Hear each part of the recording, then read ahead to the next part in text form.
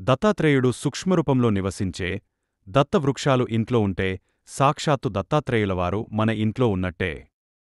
ధనధాన్య వృద్ధి చేసే దత్తాత్రేయుని వృక్షం కృష్ణామలకము లేదా నల్ల ఉసిరి వృక్షం. ఈ వృక్షాన్ని ఉసిరి చెట్టు లేదా అమలక వృక్షం లేదా ధాత్రి వృక్షం అని పిలుస్తారు.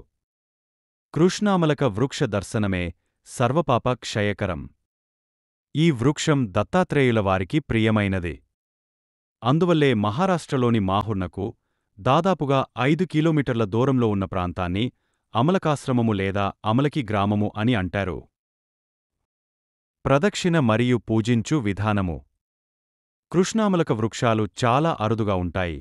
వాటి స్థానంలో సాధారణ ఉసిరి వృక్షాన్ని కూడా పూజించవచ్చు.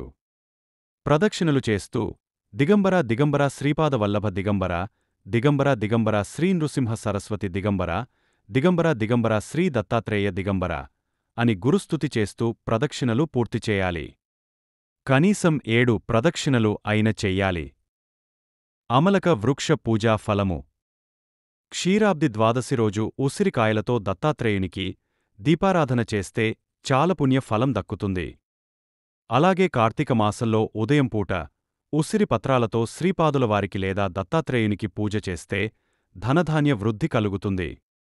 ఉసిరి వృక్షానికి ప్రదక్షిణలు చేస్తే పునర్జన్మ ఉండదని సాక్షాత్తు దత్తాత్రేయుల వారే చెప్పారు. Please like, share and subscribe, also comment.